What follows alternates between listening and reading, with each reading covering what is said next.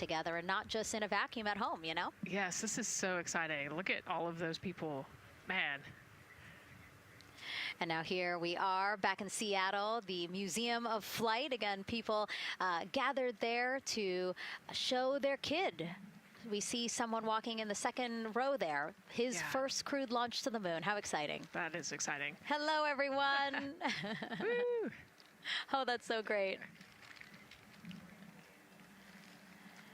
And now let's get you up to speed on what's happened so far. Again, we are now within an hour of the opening of our launch window. So what has been happening so far today? Well, a lot. After waking up and grabbing a bite to eat, our Artemis II crew suited up inside the historic crew quarters, a tradition that dates back decades. Teams helped them into their custom Orion crew survival suits, and just like other crews before them, they gathered around a table for a card game to pass the time, but to also burn off any lingering bad luck before they walked in the footsteps of every NASA astronaut launching from Kennedy Space Center since Apollo 7 in 1968. They walked outside the Neil Armstrong Operations and Checkout Building to greet a crowd of family, friends, supporters before getting into their Astrovan for their security-escorted ride out to historic Launch Complex 39B. They got a close-up look at the SLS rocket, then walked across the crew access arm and climbed one by one inside their Orion spacecraft. After that, teams conducted final checks with the crew before closing both hatches, the crew module hatch, as well as what you're seeing there, the launch abort system hatch. And now we are back live at the pad where the closeout crew is getting ready to leave the White Room. They are now tethered, Nicole, because they are about to move some pieces that connect the Orion spacecraft to the White Room, correct? Yes, there's kind of what I would call a shroud. You can see them working that there. So it is actually connected, so that way the gap between the crew access arm and the crew module, and well, I guess that's the LAS there, is covered. But they're about to remove that so that the crew access arm is not connected to the rocket in any way, so that it can retract here in the next few minutes. And for how we're looking with the launch countdown milestones, let's go to Daryl Nail in the Launch Control Center. All right, thank you very much, Megan. And as you can see there, the finishing touches, as you've been talking about, to the LAS, which brings me to that subject, because we currently are hearing the launch team is working an issue that was reported out with the LAS. At least there's an issue apparently with a battery on the LAS. The engineer who is in charge of the launch abort system sits on console here, reported that a temperature for one of the two LAS batteries is out of range, and although it's not a constraint for launch right now, it would be when that temperature is checked inside of T-minus 6 minutes, which is inside of terminal count. So right now, the team is working some troubleshooting on this issue. Going to follow, of course, along closely with what they learn. But again, a battery temp for one of the two batteries on the LAS is out of spec, and the team is working to understand, first of all, whether or not this may be a sensor issue, or is there an issue with the battery itself. So again, looking into it, troubleshooting and researching as we speak. With regards to the weather, we did get some good news there. Launch Weather Officer Mark Berger reporting to the launch director that the weather chances have now improved for the window. We are up to 90% go, which is great news. Again, 90% go. That is up from the 80% that we started when we had the first weather forecast come out officially 3 days ago. And so that is great. And for anybody who's here in the launch area knows that is certainly viewable. They can see that by just looking up. So we're getting some good clearing as forecast. And then just a reminder for those people who are watching the launch from the nearby area that if you're watching on an internet-enabled device, just remember that there may be a little bit of a delay. Can't tell you how much of a delay, but since it's on an internet device, sometimes this broadcast might be a little behind what you're actually seeing. So just keep that in mind as you are watching. Don't wait to the last second to run outside if you're inside your RV or your camper or your house. That's the latest here from the firing room. Of course, we'll keep track of that last battery issue. We'll send it back now to Megan and Nicole at the host desk. Two of them there had to be tethered to the inside of the white room, because obviously now we have detached the White Room from the Orion spacecraft. Yes, that view is quite something. Yeah, spectacular. Yep. Yep. Oh, no, I'm sorry. I forgot. Nicole's scared of heights. An astronaut afraid of heights is actually not uncommon, as we've learned today. But yes, so obviously, again, things proceeding as we march closer to the opening of our 2-hour launch window at 6:24 p.m. Eastern Time. Again, the closeout crew just finishing up those last couple of things they have to do before leaving the White Room and then leaving the pad, leaving only the 4 Artemis II crew members inside the spacecraft by themselves at the pad. Yeah, and then we'll be curious to follow the battery issue on the LAS as well. I think sometimes it's just a sensor issue, sometimes it's a battery issue. So hopefully they figure that out quickly. And so if we can take a shot of the crew inside the capsule, if one's available, why don't we talk a little bit more about each of them? So we have Artemis II Commander Reed Wiseman, Baltimore native, and he's actually, you see his feet in that shot there from inside Orion. He's been in space once before as flight engineer for Expedition 41 aboard the International Space Station from May through November 2014. During the 165-day mission, Reed and his crewmates completed more than 300 science experiments in areas like human physiology, medicine, physical science, earth science, as well as astrophysics. They actually set a milestone for station science by completing a record 82 research hours in a single week. He also served as chief of NASA's astronaut office from December 2020 to December 2022. His 2 daughters were out to wave goodbye to him as he made his way to the launch pad. And again, there's Reed's feet. Reed is the one sitting in the seat to the right, closest to our camera there. So looks like he's relaxed by the body language of his feet. Yeah, you know, I think they're kind of in a holding pattern, if you will, or a waiting period. So it makes sense that he's a little bit relaxed. He's also kind of just a relaxed person in general. He's wicked smart, but has a demeanor that keeps everybody calm. And so I think we're seeing that here today. And so in this shot, Reed is the one sitting on the left, and to his right, Artemis II pilot Victor Glover. NASA selected the California native as an astronaut in 2013, and at the time he was actually serving as a legislative fellow in the United States Senate. His first trip to space, November 2020, pilot of NASA's SpaceX Crew 1 mission. That was the first operational mission of NASA's Commercial Crew program, which resumed launching American rockets from American soil to the International Space Station since the end of the shuttle program. Victor is a U.S. Navy captain and naval aviator who served as a test pilot, racking up more than 3,500 flight hours in more than 40 different aircraft. So again, he probably feels pretty at home in the pilot seat of Artemis II. Yeah, I think he does. He got to say goodbye to his wife and 4 kids.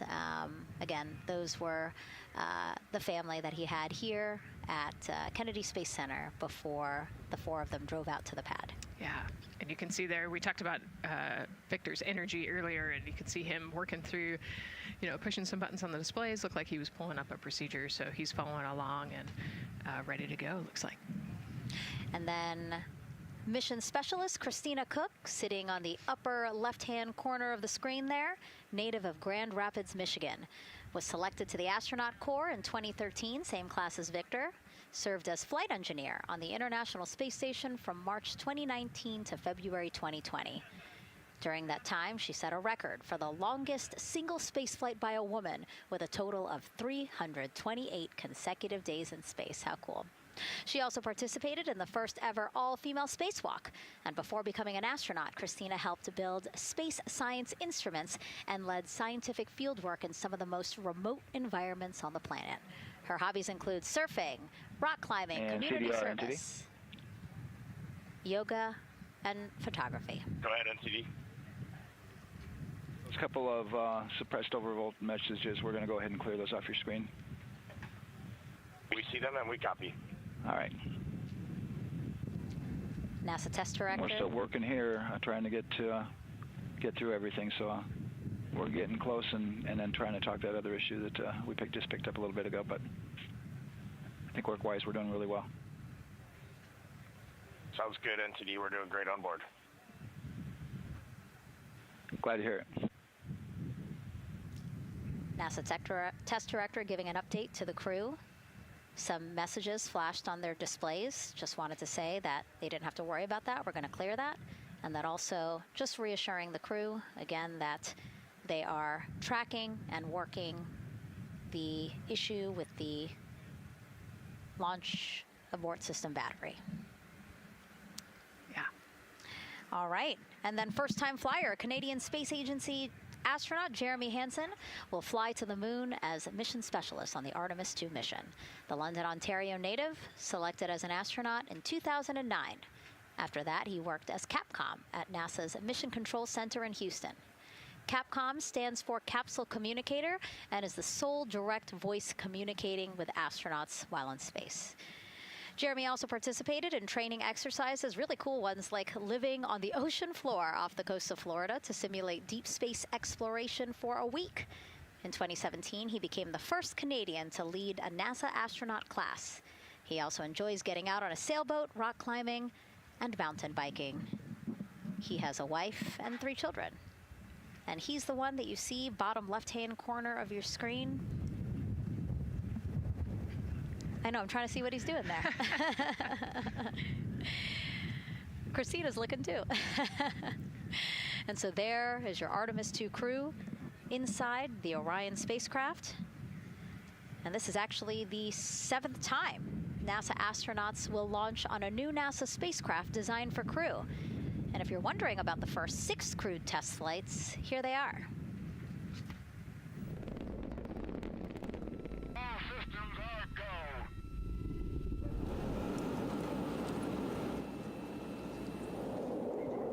Gemini 3, Gus Grissom, John Young, March 23, 1965.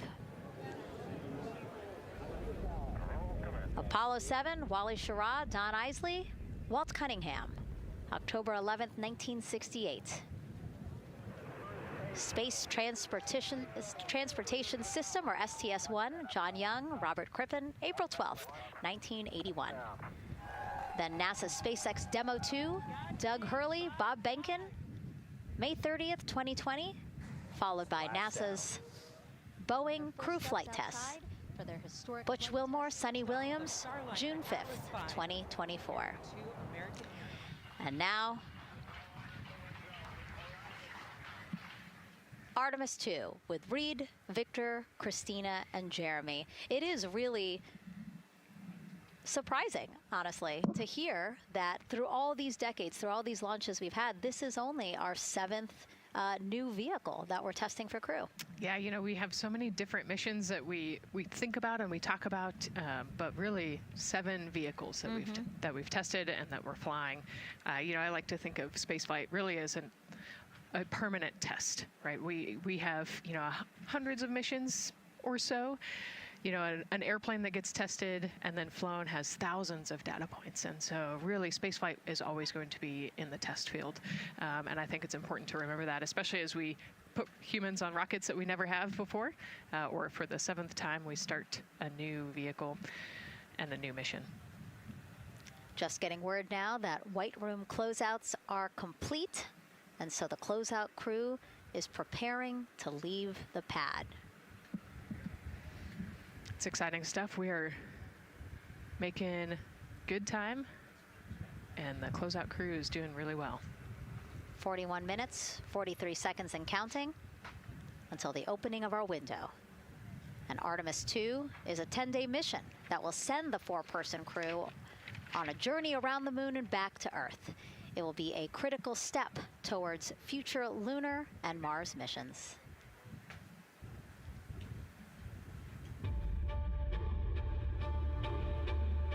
We're going back to the moon because it's the next step in our journey to Mars.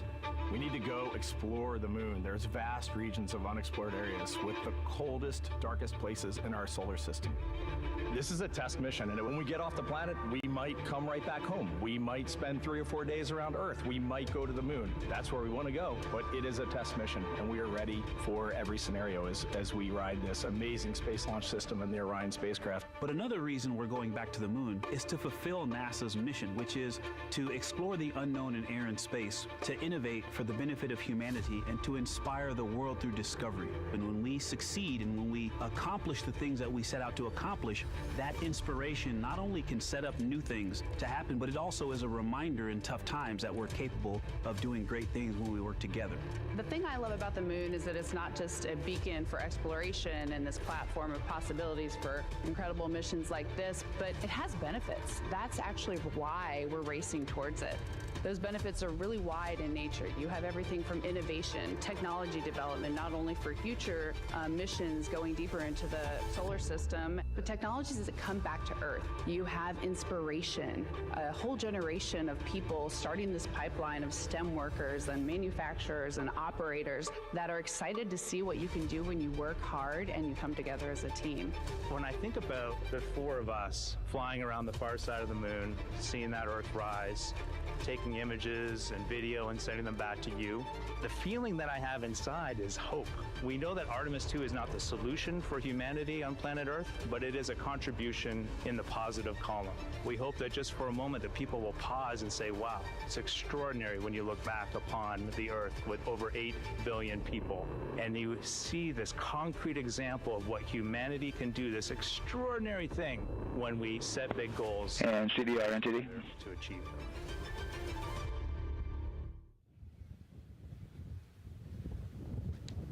And so Mission Control Houston will control the flight of Orion after a liftoff here at Kennedy Space Center. Here's Gary Jordan, who's embedded with that team. Gary, you might have to pause because we did just hear a call out to the commander Copy all, Jeff. in Orion. Will do, Megan. I think that was Commander Reed Wiseman responding to prepare for some of the next steps. We are now holding at the T-minus 10-minute hold. Expected a 30-minute hold. So we are well on the countdown. We are well on the timeline to meet this L-minus time and launch towards the beginning of the window, but continuing to track progress along the way. Again, I'm here with the Artemis 2 flight control teams in Mission Control Houston. The team in the room behind me has been monitoring the countdown and verifying their own mission-specific launch criteria of the Space Launch System, the Orion spacecraft integrity, and its crew. During the final poll before launch, if all looks good from each of the flight controllers in this room, Flight Director Judd Freeling will report a go for launch from Houston Flight. Upon liftoff, teams here take control of the mission and communicate with the crew while they fly on the Space Launch System. This phase of flight is highly dynamic, and each console position has a dedicated and important role of looking after critical systems. You'll hear calls from Capcom and NASA astronaut Stan Love in this room to the Artemis 2 crew as milestones are reached during the more than 8 minutes of powered flight on the core stage. Liftoff and ascent are just the beginning. This room will be staffed around the clock over the next 10 days to oversee every moment of the mission through splashdown. Here from the Johnson Space Center, we'll be streaming the mission live 24/7 so anyone can follow the crew's journey, take peeks inside the spacecraft, and share the experience of a lunar flyby with astronauts looking down at the moon's surface. Teams here have been rehearsing tirelessly in simulations to throw every conceivable and inconceivable scenario their way. We are ready and eager to begin the Artemis 2 mission. Still milestones to come as we continue the countdown, but we'll be right back with you during the ascent phase of today's flight. With that, Megan, I will send it back over to you at the Space Coast. So much, Gary. Under 37 minutes until the opening of our 2-hour launch window, 6:24 p.m. Eastern. I've never been more excited for a time. But why don't we send it back over to Megan Carter with the Moon Board to learn more about what happens after ascent. Absolutely. I am definitely also getting excited. Things feel like they're starting to pick up a little pace here. A lot is about to happen within the first 10 minutes of launch, but what happens after those first 10 minutes? Let me take you over here to my mission map so we can kind of jump ahead and let me explain a few things. So, our main engine cutoff is going to stand for MECO, and that is essentially where the rocket's job is done, and it is then going to turn the propulsion duties over to our ICPS. That stands for Interim Cryogenic Propulsion Stage.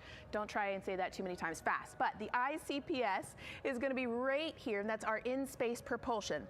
About 50 minutes into, after about 50 minutes into launch, it is going to conduct that first burn, and that's going to be the perigee raise maneuver.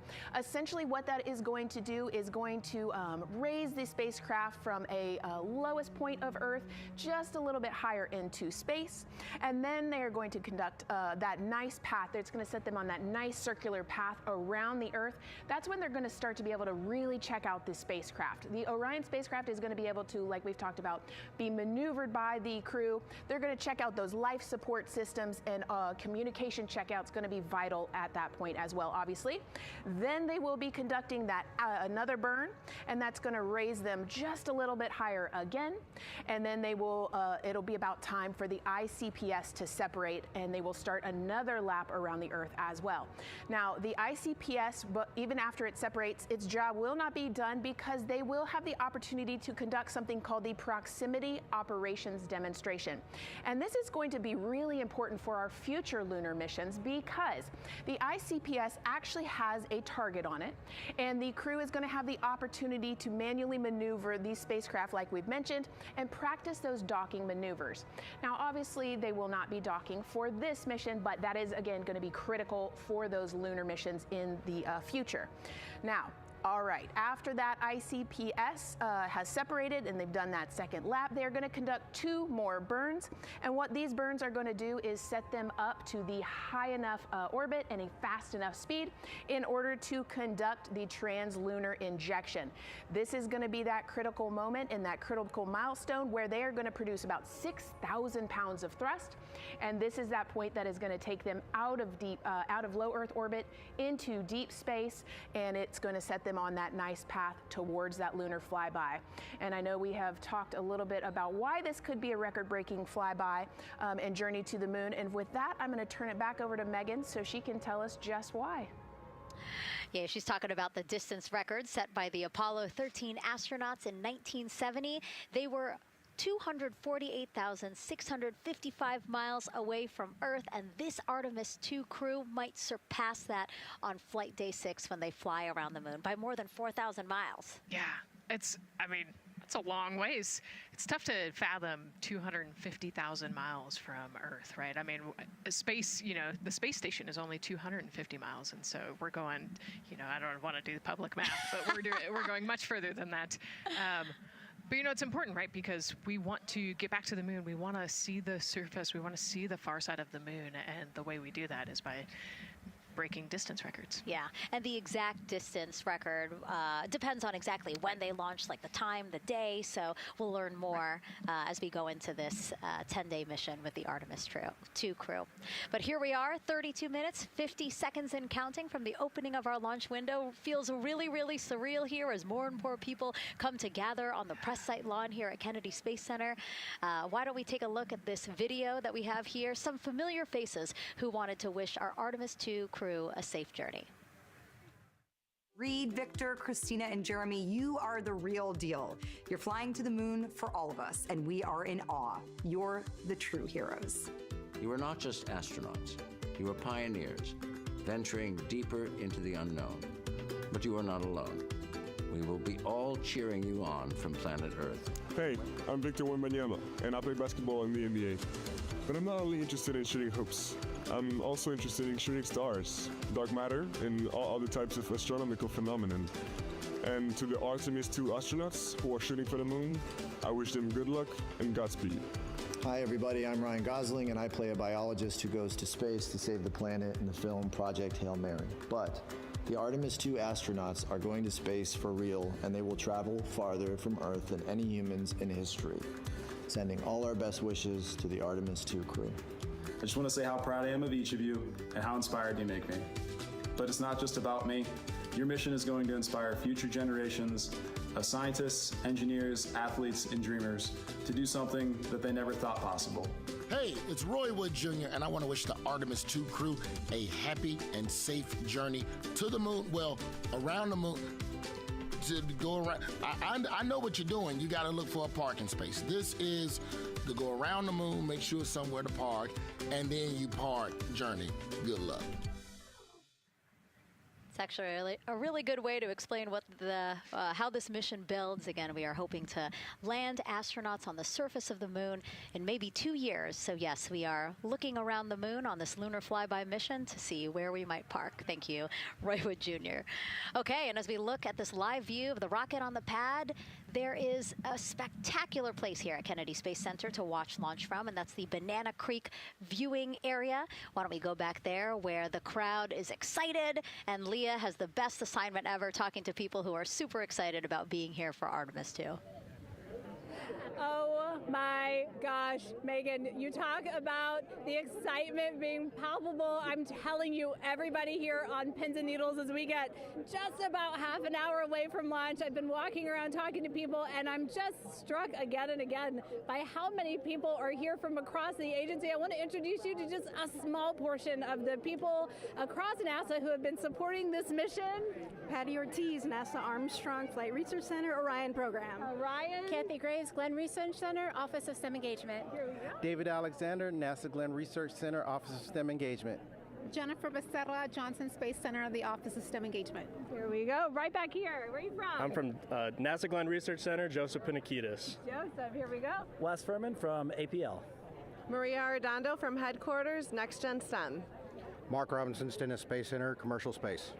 Amira Flores, Armstrong, Office of the STEM Engagement. Molly Kearns, NASA Glenn, Space Communications and Navigation. Matthew Pierce, Goddard Institute for Space Studies in New York City. Here we go, and right over here. Lauren Ring, Ames Research Center, Data Integration.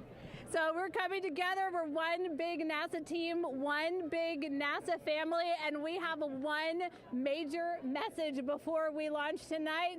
Okay, guys, what are we going to say? 1, 2, 3, go!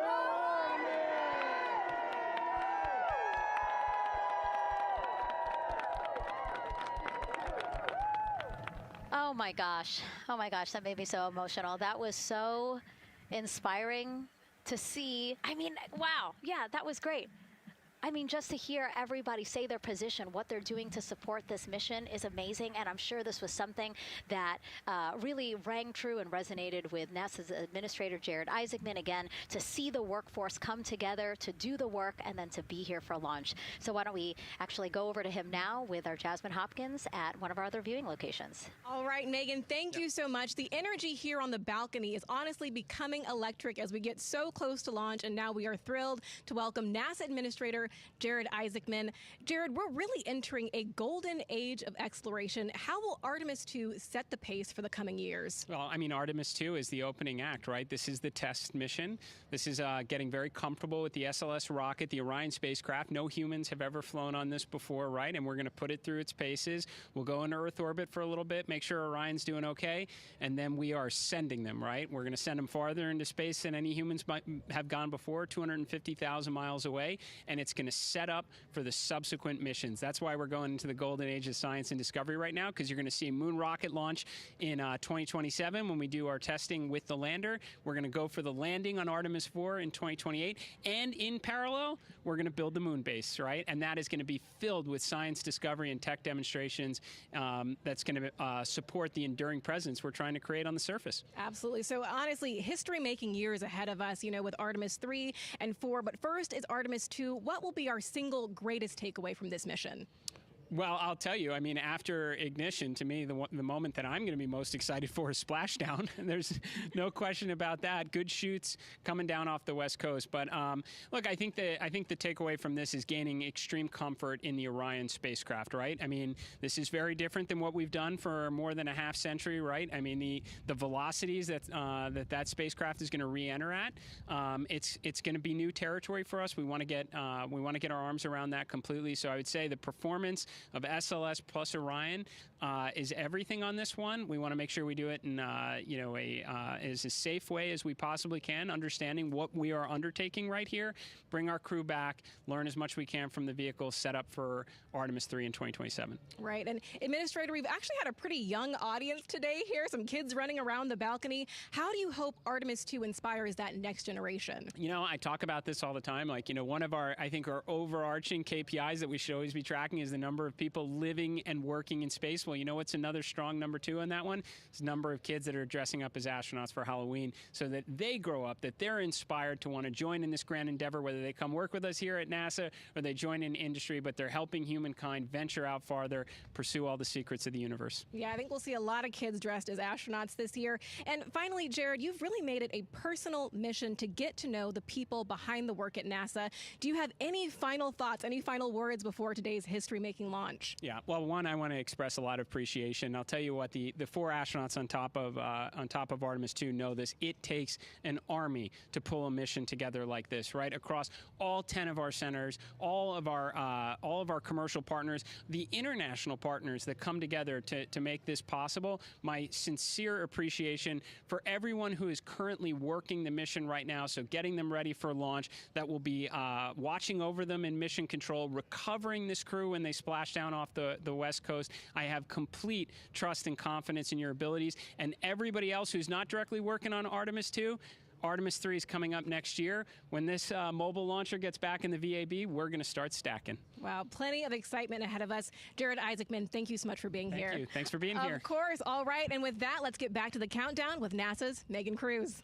Under 25 minutes and counting from the opening of our 2-hour launch window, and take a look at all these people behind us. I literally, every moment I turn around and I see the clock, I am like, oh, wow. Oh, wow. There are more people and less time. Yes, exactly, which is a great problem to have. Yes. Now, this first crewed test flight of NASA's Artemis program coincides with the 250th anniversary of our country's founders signing the Declaration of Independence. Exploration is a part of America's DNA, and it continues now with our return to the moon. 250 years ago, 13 colonies laid the foundation for the greatest and most enduring democracy in the history of the world. One driven by courage, faith, and freedom. From that moment, we became a nation defined not by where we stood, but by how far we were willing to go. We conquered vast frontiers, invented tools that shaped a modern world. We found light in the dark, and we rose from the earth. Faster, higher, farther. We pushed beyond the sky and into the unknown. We carried our courage into the cosmos, and we planted the American flag on the moon, the defining achievement of American superiority in space. Today, our curiosity stretches farther than ever. American robots search ancient rivers on Mars. New telescopes unfold to glimpse the first stars. And a new generation prepares to return to the moon, this time to stay. For 250 years, America has carried the light of humanity forward. But American exceptionalism isn't inherited, it's earned. Our greatness comes not only from what we've done, but what we're still determined to discover. Because in every era, across every horizon, America is at its best when it's reaching for something greater. America celebrates 250 years, and we are leading the world into the future. 22 minutes, 15 seconds and counting from Artemis 2, NASA's boldest test flight in a generation. The crew has said this often, that they hope it inspires children around the world. And recently, a group of kids here at Kennedy Space Center got a surprise of a lifetime while watching that rocket roll to the launch pad. So tell me what color it is.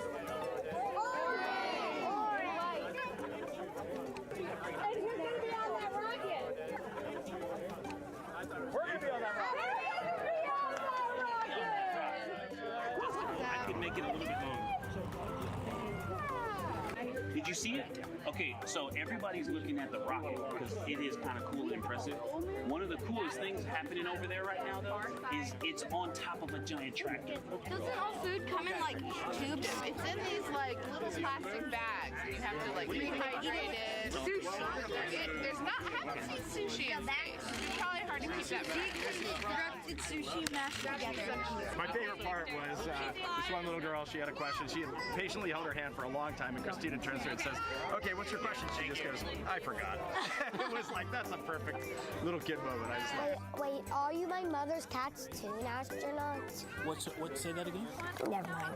It's a little hard to say. Go Artemis! These two? Yeah. Put it on. Look at this one. Yeah. There you go.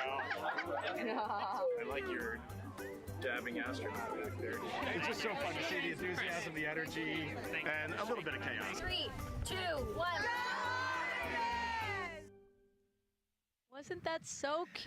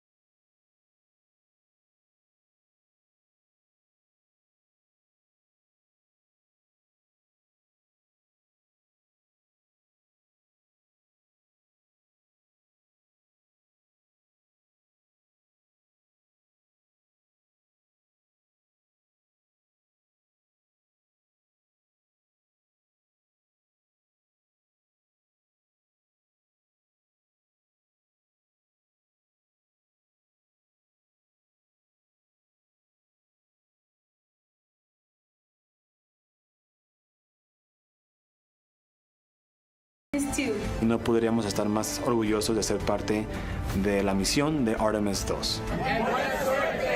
Vamos Artemis. Go Artemis and Godspeed. Nos vemos en Houston, Artemis 2. ¡Vamos Artemis! ¡Vamos Artemis! ¡Vamos Artemis! Qué video tan emocionante. Luis, ¿tienes tú también un mensaje para la tripulación y todos los equipos que han hecho posible Artemis 2? Sí, Noelia, mira, este es el fruto de nuestro esfuerzo que ha sido un largo plazo, lleno de difíciles retos que solucionamos para llegar a este día. Ahora vamos a mostrar al mundo que esto es posible cuando nos ponemos nuestra energía y nuestro enfoque en grandes metas. Y este es el siguiente paso de la humanidad para la exploración del espacio. A Reed, Victor, Christina y Jeremy. So when we get to about 50 seconds from now, we'll extend that hold. CVSE OTC. CVSE 400 290, looking to verify that we are configured for ascent. Yep, give me about 2 more minutes. I'm going to start CMA2 streaming. Copy. NTD COSE hold requested. Copy that. I have an LCC violation of O-CT-004, S-band transponder anomaly. This was a transient LCC violation, so transponder 1 had a demodulated SNR estimate that went down to 2 dBm when it should have been between 10 and 13. It is now back up to 12, but we did lose that for just a moment.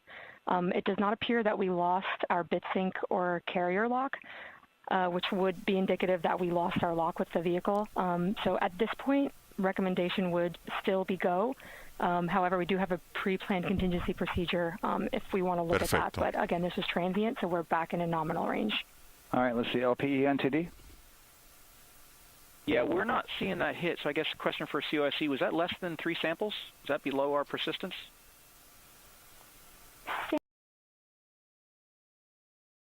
Than 3 samples? Is that below our persistence?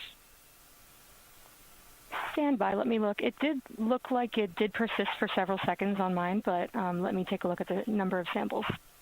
Could I get a repeat on the affected LCC, please? Yes, ma'am, that's going to be O-CT-004. Thank you.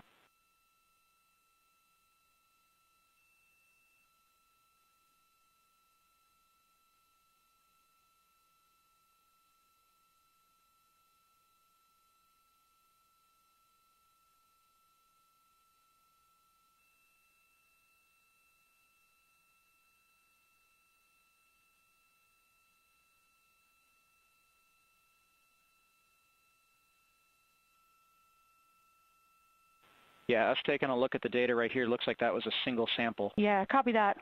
RFTS does report that they also lost lock for about 5 seconds.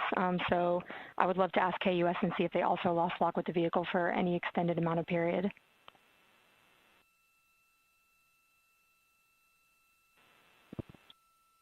And COSE, while we're doing that, these are 1/10 hertz measurements, correct? So we would have had to lose it for over 10 seconds to get a second sample?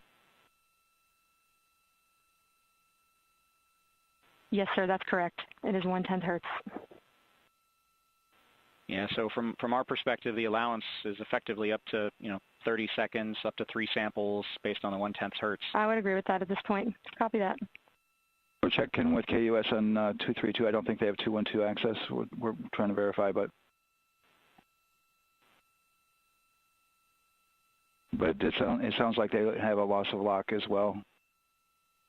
About 2 seconds. Okay. And I guess for both KUS and COSE, do we have lock now? That's affirmed. We do have lock for COSE.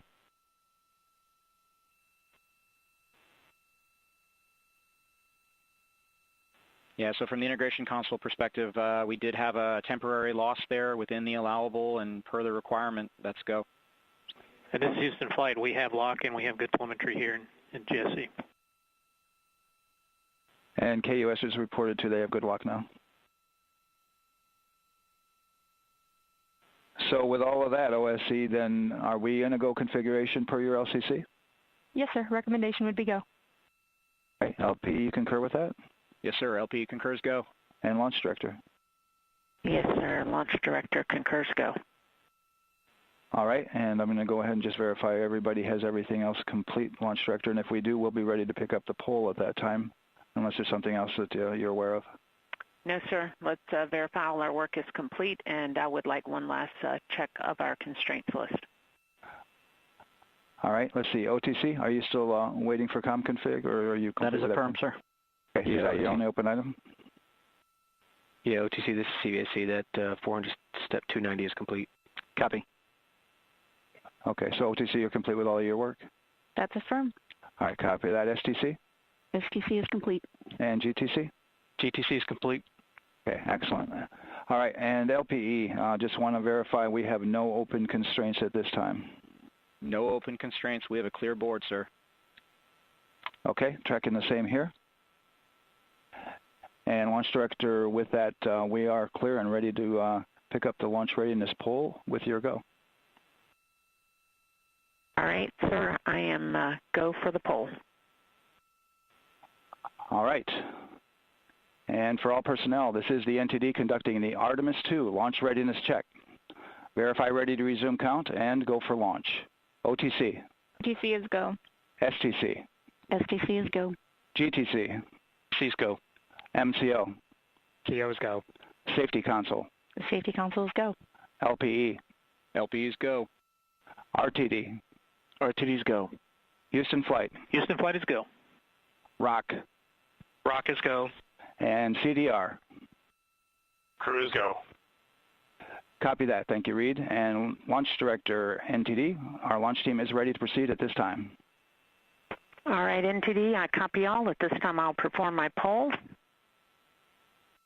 Attention on the net. This is the launch director performing the final poll for launch. Verify no constraints and go for launch. EGS, Program Chief Engineer. Artemis Chief Engineers are go. Copy, thank you. EGS, Chief Safety Officer. The Artemis CSOs are go. Copy, thank you. Range Weather. Launch weather is go. Thank you, LWO. And Artemis MMT Chair. MMT's go. Thank you, John. And Integrity Launch Director. Good to hear your voice, Charlie. PLT. Thank you, Charlie. This is Victor. We are going for our families. MS1. This is Christina. We are going for our teammates. MS2. This is Jeremy. We are going for all humanity. All right, Charlie, your Artemis II crew is go for launch. Full send. I copy that. Reed, Victor, Christina, and Jeremy. On this historic mission, you take with you the heart of this Artemis team, the daring spirit of the American people and our partners across the globe, and the hopes and dreams of a new generation. Good luck. Godspeed, Artemis II. Let's go.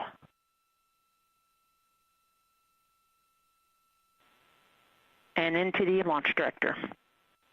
Go ahead, Launch Director. Yes, sir. You have a go to proceed with countdown. Copy that. I'll put it in work. CDR, NTD. Go.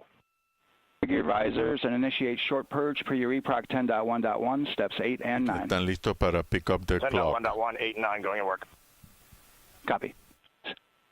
CVSE NTD, start and verify recordings of our Orion cameras. Copy and work. Thank you. RSR NTD. RSR. All right, perform the booster ignition SNA arm rotation. Enable at this time, please. RSR in work.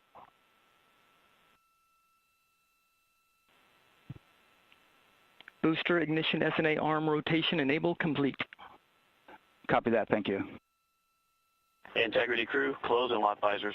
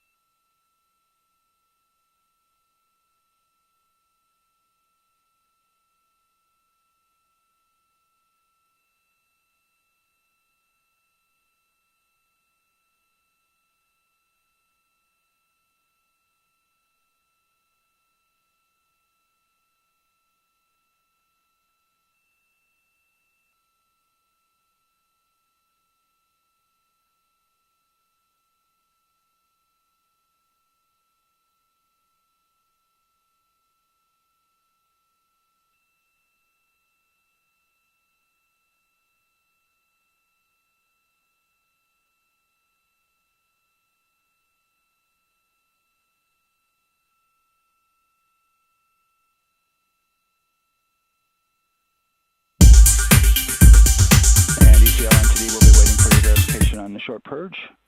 ECL copies.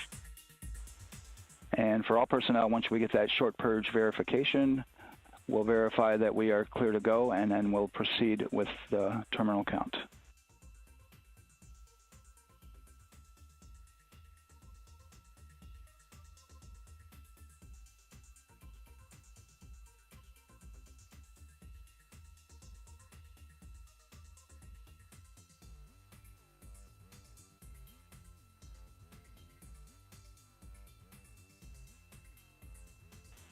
ECL time estimate?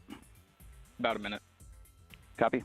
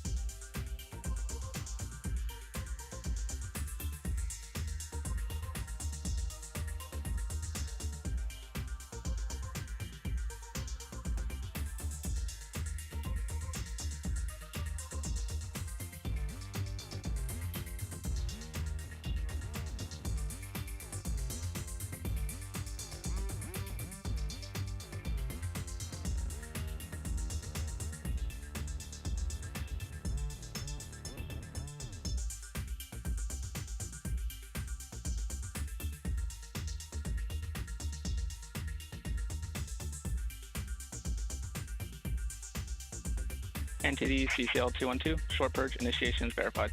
All right, copy that, and we're verifying our constraints.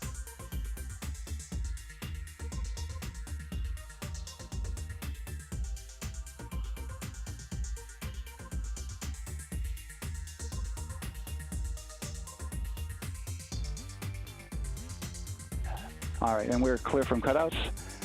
And with that, we're going to resume the clock momentarily. And CGLS, you can resume the clock on your mark. GLS copies.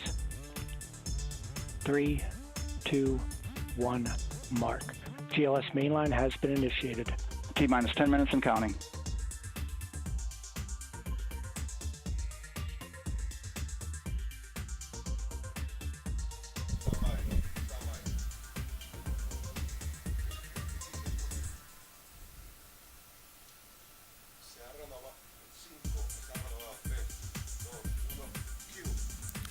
Bueno, saludos de nuevo. El conteo de la cuenta regresiva se ha renovado.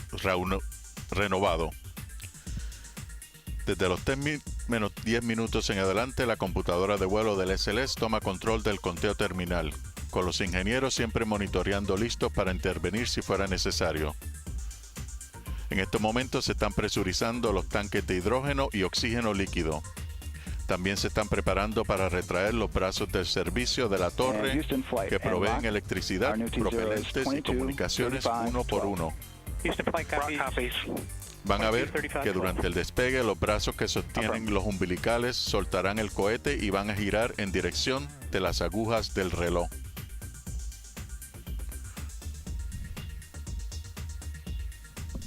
En estos momentos nos estamos acercando a la retracción de la plataforma de acceso de la tripulación. Esta es la plataforma que los astronautas usaron para entrar en la nave espacial Orion. Una vez se retrae, ya no hay más acceso físico a la nave. La tripulación estará comprometida para el lanzamiento.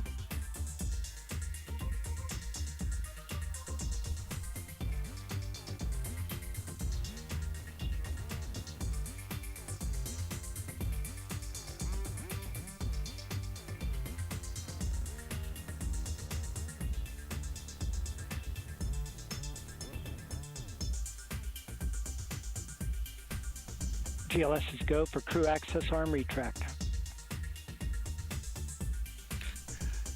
Y ahí va, el brazo de acceso de la tripulación ahora se está retrayendo, un proceso que toma unos 90 segundos. Esto es una señal visible importante de que avanzamos profundamente en la fase final de las operaciones del lanzamiento. En estos momentos varias cosas van a suceder simultáneamente. Comienza la presurización de los tanques de la etapa central, se arman las cargas pirotécnicas para el ascenso de Orion, y Orion comienza a utilizar energía interna.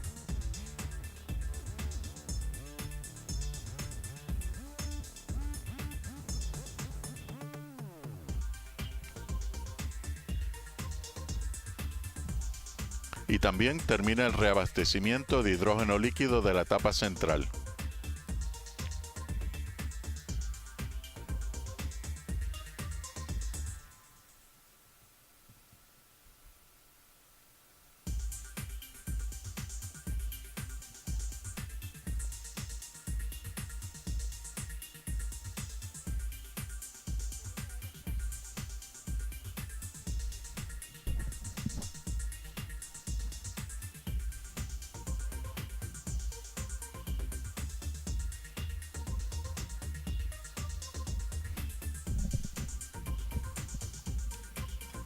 En unos momentos el sistema de escape durante el lanzamiento se va a activar y esperamos que el director de prueba de NASA le informe esto al comandante de la tripulación, Reed Wiseman. Este sistema le da la capacidad a la tripulación de escapar si algo sale mal en la plataforma o durante el ascenso. Si algo fallara, su motor de escape se enciende con una fuerza brutal, arrancando la cápsula Orion del SLS en un instante. Mientras la aleja del peligro, tiene unos pequeños motores que la estabilizan y la guían hacia una trayectoria segura. Es como un guardián silencioso diseñado para actuar solo cuando todo lo demás falla.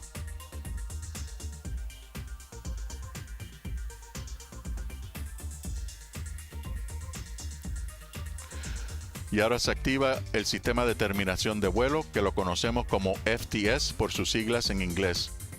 Esto es un sistema requerido que permite a la Fuerza Espacial destruir el cohete si se desvía hacia una zona con población. Obviamente, la activación del FTS con los astronautas todavía en el cohete sería un escenario extremo y muy improbable. La cápsula de Orion utilizaría su sistema de escape para evitar que la tripulación esté en el cohete si el FTS se activara. GLS is go for FTS arm.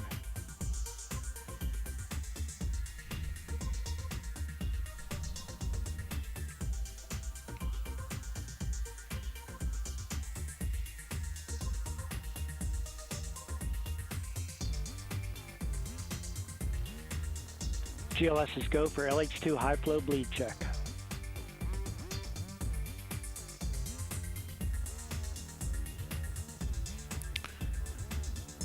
Bueno, y en unos momentos la unidad de energía auxiliar de la etapa central va a ser activada. Esto le proveerá fuerza hidráulica para poder mover los 4 motores RS-25 del cohete.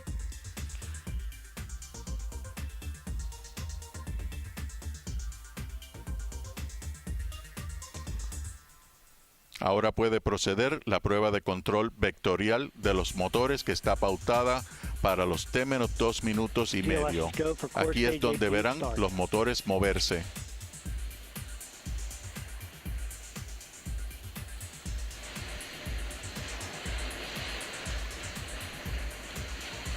Los tanques de oxígeno líquido en la etapa central y la etapa superior ya están reabastecidos. La nube blanca que se ve saliendo del cohete es causada por el oxígeno gaseoso superfrío que condensa la humedad en el aire al ser ventilado. Dentro de poco, esa ventilación de oxígeno líquido de la etapa central será cerrada.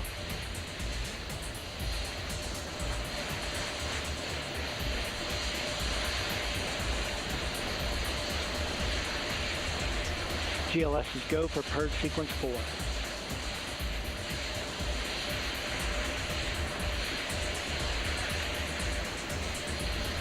Y ahora comienza la secuencia de purga de la turbomaquinaria con helio, para que esté lista para el encendido de los motores principales RS-25.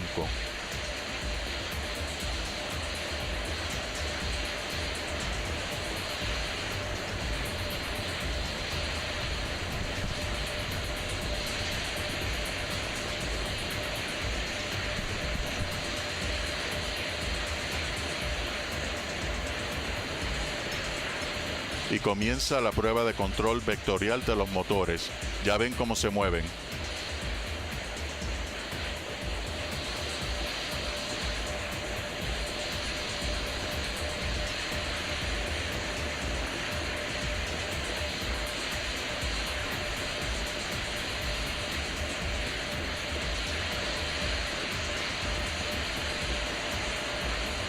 GLS is go for upper stage to internal power.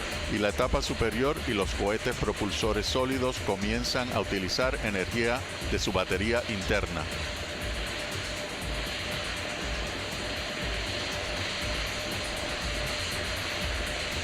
Y luego le sigue la etapa central, también utilizando energía de su batería interna.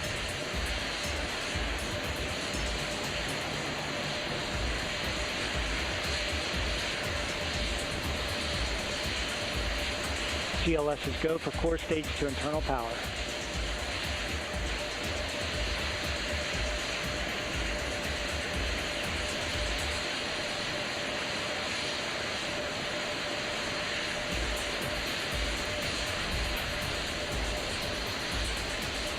Termina el reabastecimiento de hidrógeno líquido de la etapa superior. Y allí vemos el cohete majestuoso bajo un cielo despejado. Un día perfecto, una escena que parece hecha para este momento. Tenemos la luna llena que ilumina el horizonte. Ese es nuestro destino. Todo está en calma, todo está listo. En tan solo unos instantes, el SLS romperá el silencio rumbo al espacio.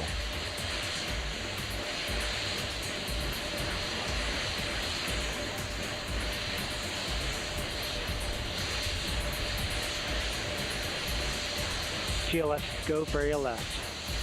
Y ahora la computadora de vuelo de la etapa central inicia la secuencia automática de lanzamiento.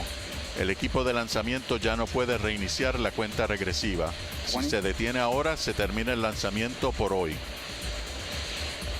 En unos momentos vamos a ver el flujo de agua de supresión de sonido bajo la plataforma móvil. GLS is go for core stage engine start. Y los motores principales se van a encender a los primeros 6 segundos. 10, 9, 8, 7, 6, 5, 4, 3, 2, 1, 0. Y despegue, tenemos despegue.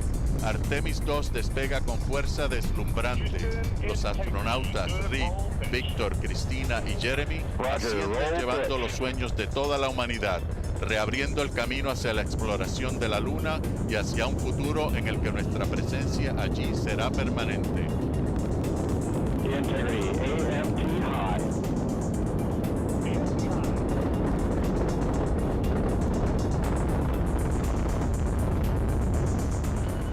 Las lecturas indican que la presión en la cámara de combustión de todos los motores son normales. Estamos presenciando un lanzamiento exitoso del SLS desde la plataforma de lanzamiento 39B del Centro Espacial Kennedy de la NASA. Verdaderamente un lanzamiento espectacular. Hemos sentido las vibraciones en nuestro edificio desde donde estamos transmitiendo para todos ustedes. Esto es una demostración impresionante de ingeniería, fuerza y propósito. En estos momentos los motores RC-25 estarán reduciendo un poco su empuje. Esto es una maniobra intencional para disminuir el estrés aerodinámico mientras la nave se acerca a Max Q. Max Q es el punto en la trayectoria donde el cohete va a experimentar la mayor presión dinámica en su estructura.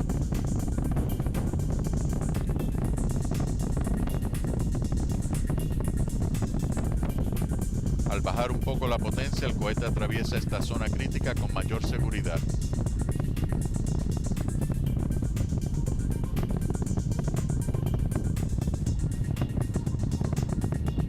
Están aumentando su fuerza de nuevo para continuar el ascenso hacia el espacio. Y casi exactamente en este momento los dos enormes cohetes propulsores sólidos laterales han consumido todo su combustible. Vamos a ver cómo se separan de la etapa central. Allí los tenemos. Van a caer en el océano Atlántico en unos 4 minutos adicionales. Integrity, guidance converged, performance nominal, upper stage RCS ready. Copy all, Stan. Integrity, SM priming complete. SM priming complete.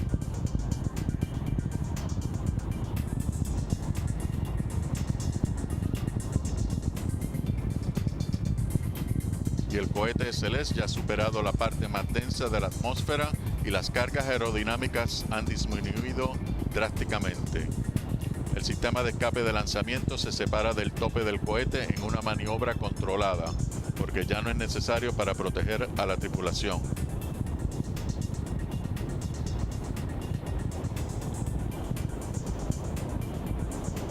Se aleja del cohete y también va a caer en el océano.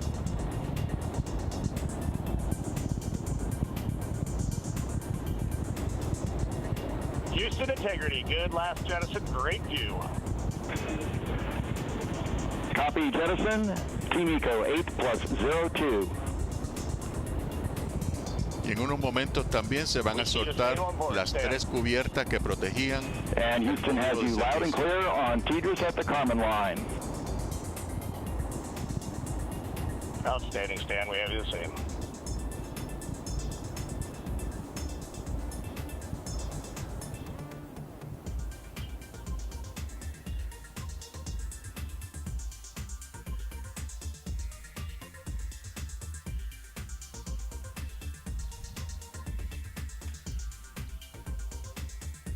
Y ahora por primera vez Orion queda expuesta al entorno del espacio. En estos momentos los astronautas deben estar sintiendo que su recorrido en el cohete se vuelve más suave. Las vibraciones disminuyen, el ruido cambia de tono y la aceleración se vuelve más estable. Siguen sintiendo una fuerte presión contra el asiento, pero ya pasó la parte más fuerte del ascenso. A partir de aquí, el vuelo debe sentirse controlado y más suave mientras el cohete gana velocidad hacia el espacio. Outstanding, Stan. We see the same, and we have a beautiful moonrise. We're headed right at it.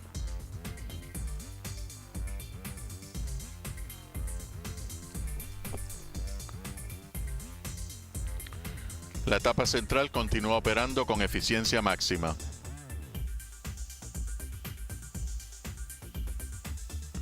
Los tanques de propelente se están vaciando rápidamente. Integrity, 3 engine press.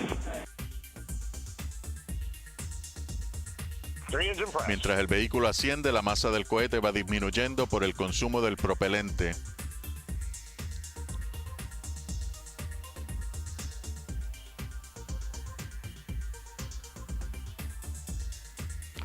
En este momento, nuestro vehículo va a necesitar solo 3 de los 4 motores. Las computadoras de control están programadas para apagar el 4º motor a propósito. Después que se apaga este motor, entramos en lo que se llama 3 Engine Press, donde se aumenta la presión de la cámara de combustión de los 3 motores que siguen encendidos, manteniendo el empuje requerido. Integrity, looking good at 6 minutes. El sistema de control va ajustando el empuje para mantener una carga estructural segura en el vehículo y también para mantener la aceleración dentro de un límite cómodo para los astronautas.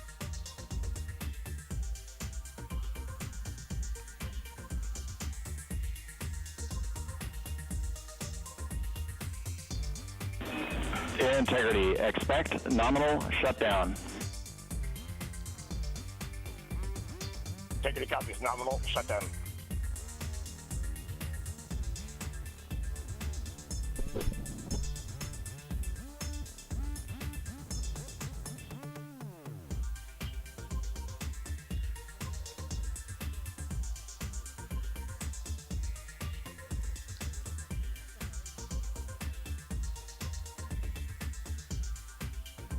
Bueno, y comienzan los preparativos para lo que conocemos como MECO, Main Engine Cutoff.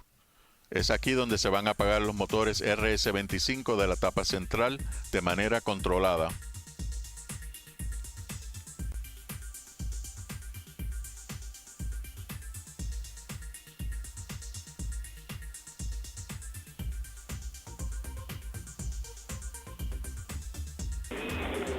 Integrity, AOA open. AOA open.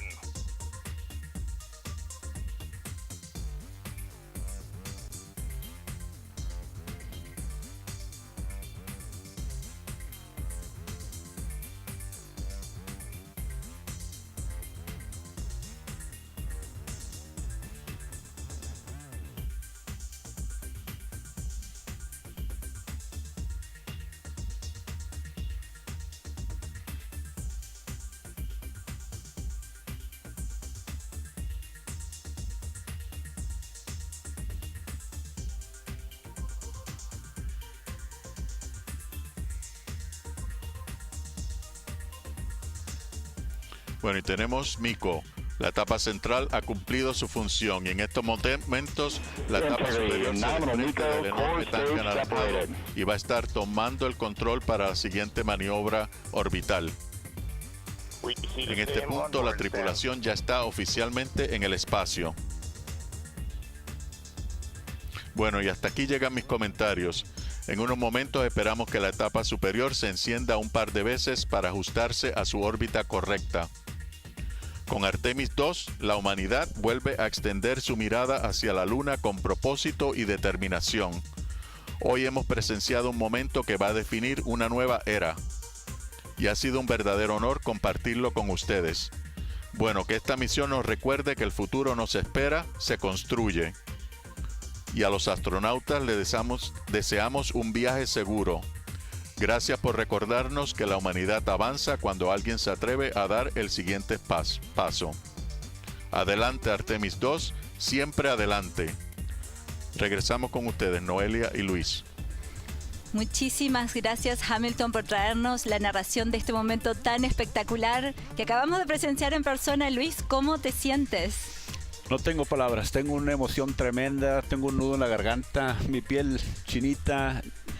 No, un día increíble, inolvidable. Obviamente las imágenes son espectaculares, pero verlo en persona es realmente una experiencia sensorial porque se ilumina el cielo de tal manera y el sonido que se escucha, la vibración del suelo es impresionante y más aún saber que allá arriba están los 4 astronautas amigos, sí, en la nave espacial Orion que tanto trabajo le has puesto, sí, Luis.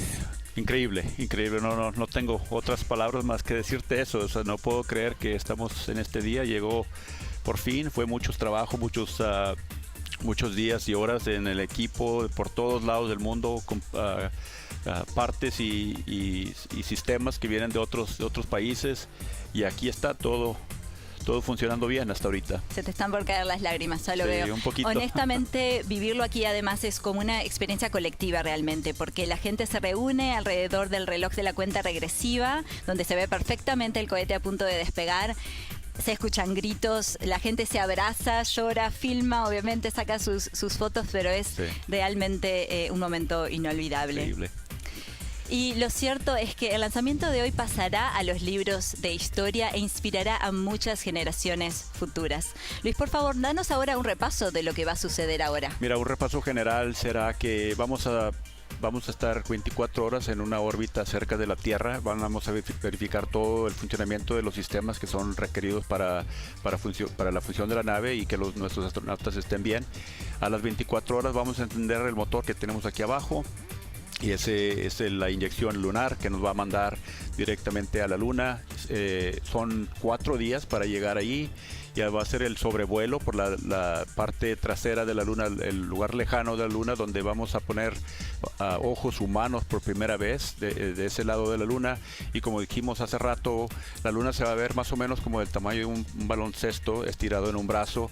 Y va a haber muchos estudios de nuestros astronautas que han trabajado con geólogos, traer su información, y sería otros 3 días y medio, 4 días de regreso, y el reingreso sería el amerizaje en las costas del Pacífico, cerca de San Diego, y ahí estaré yo con un privilegio de estar viendo esa nave aterrizar y empezar a trabajar con ella después del lanzamiento y después de esta misión. Increíble. O sea, que por el momento se quedan relativamente cerquita de la Tierra por ahora. 24 horas más o menos, sí. Muy bien.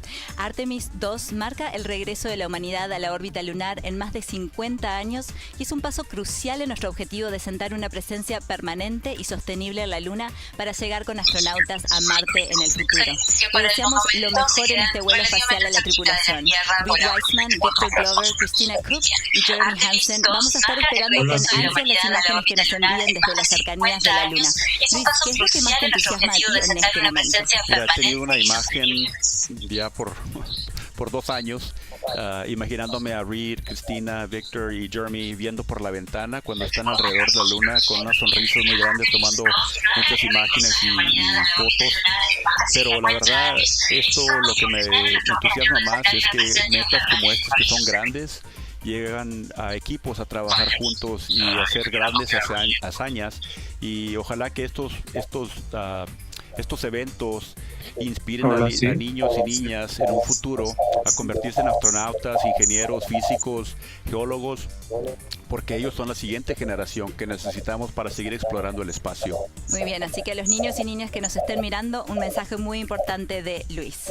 Y esto concluye nuestra cobertura del lanzamiento en español de la misión Artemis 2. La cobertura sigue en inglés en nuestra aplicación NASA Plus. Para seguir las principales actualizaciones en español sobre la misión, pueden ingresar a nuestra web ciencia.nasa.gov y seguir nuestras cuentas de NASA en español en Facebook, Instagram, YouTube y X. Además, los invito a suscribirse a nuestro boletín semanal. Hola, sí, para agradecerles infinitamente. Es mi primer directo, pero tuve un poco de errores, pero en el transcurso del tiempo lo mejoraré. Espero me acompañen en esta bonita exploración que viene de aquí en adelante, y esto abre un nuevo camino a la exploración espacial humana. Ha pasado media década que el ser humano pisó por última vez con Apolo 17, pero ahora no solo vamos a recoger algunas rocas para traer y explorarlas aquí, investigarlo.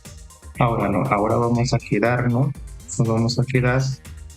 a hacer una base lunar donde se pueda explorar allá algunas cosas, algunos minerales.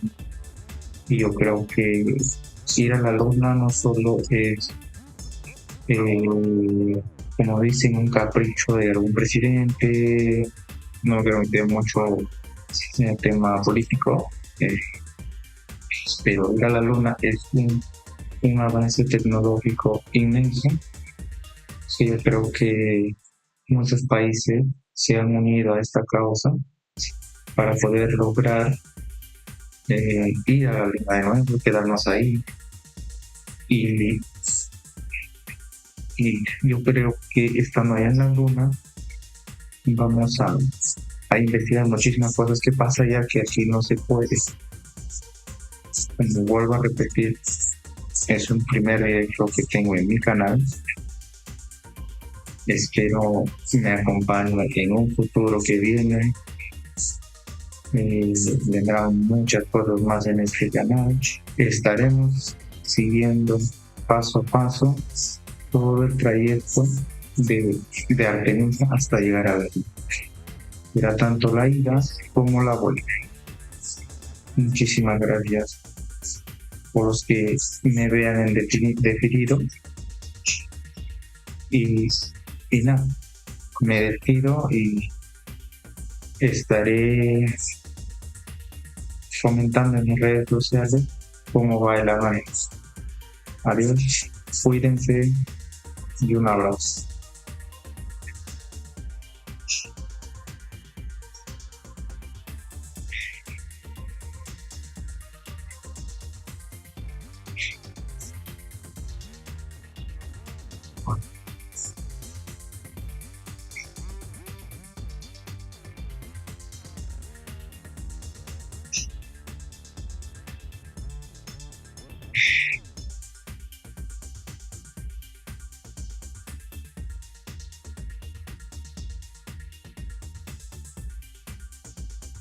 De tal manera y el sonido que se escucha, la vibración del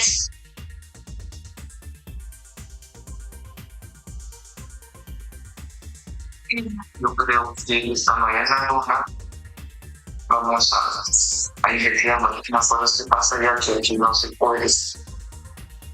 Como vuelvo a repetir, es un primer evento que tengo en mi canal.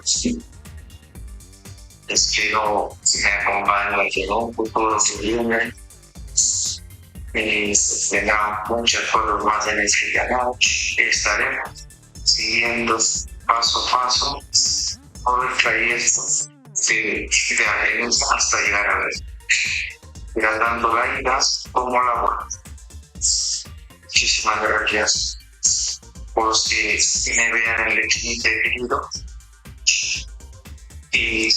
Y nada, me despido y estaré comentando en mis redes sociales cómo va el avance. Adiós, cuídense y un abrazo.